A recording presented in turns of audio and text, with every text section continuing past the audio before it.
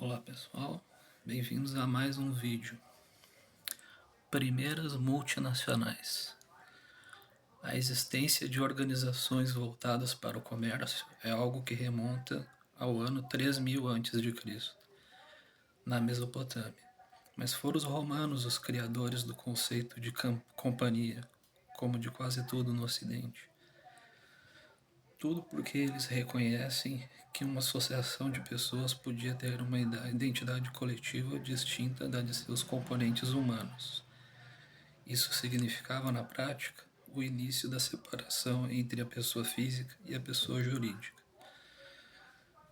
Essa distinção, que hoje parece trivial, foi uma revolução na economia do planeta. Afinal, uma identidade física distinta da identidade de uma organização permitia, por exemplo, que um negociante não tivesse que arriscar todo o patrimônio pessoal em um empreendimento. Mas as vantagens dessa invenção só ficaram mais claras séculos depois, por meio das primeiras empresas europeias a dominar boa parte do comércio do mundo, os impérios mercantes das cidades italianas. As primeiras firmas marítimas italianas apareceram nas cidades de Amalfi e Veneza, ainda no século IX. Inicialmente elas seguiam um modelo dos mercadores árabes chamado de mucarada, em que uma empresa era criada apenas para financiar e gerir os negócios de uma única viagem. O esquema funcionava mais ou menos assim. Um negociante interessado em uma expedição para o Oriente, por exemplo, podia fugir do inconveniente e dos riscos da viagem comprando uma cota da expedição. Caso o negócio fosse bem sucedido, os domos, as cotas ficavam em geral com 3/4 dos lucros da viagem. Se a expedição fracassasse, o prejuízo do negociante seria, na pior das hipóteses, o valor de sua cota, enquanto o comandante e a tripulação do novo tinham de enfrentar por conta própria os intempéries e o risco de ataques dos corsários e inimigos. Com o passar do tempo, essas associações foram se tornando mais complexas e duradouras. Em Veneza,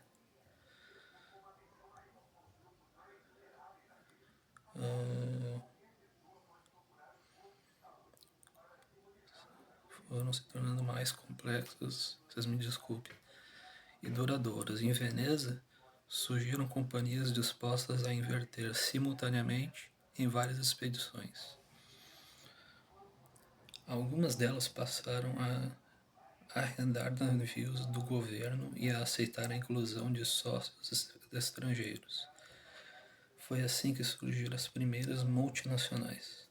De quebra, a sofisticação desses negócios terminou impulsionando uma nova atividade econômica, cujo principal objetivo era facilitar as transações comerciais entre países que possuíam moedas diferentes. Como os donos desse negócio costumavam atender seus clientes por trás de um balcão ou banco de madeira, eles passariam a ser conhecidos por banqueiros. Na Itália, o Banco da Família Médici, de Florença, patrocinou os grandes artistas do Renascimento. Com sucursais na França e na Inglaterra, ele era uma empresa influente e bastante para eleger 2 papas, com o sobrenome da família. De tão sólidas, algumas organizações surgidas no fim da Idade Média resistem até hoje. É o caso da Suécia, é o caso da sueca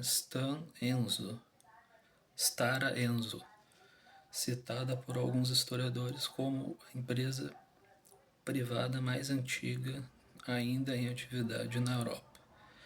A companhia atual, uma processadora de papel e de outros derivados de madeira, é o resultado de uma série de fusões societárias, mas sua história pode ser rastreada até o documento datado de 1288, que cita a história como uma companhia exploradora de cobre.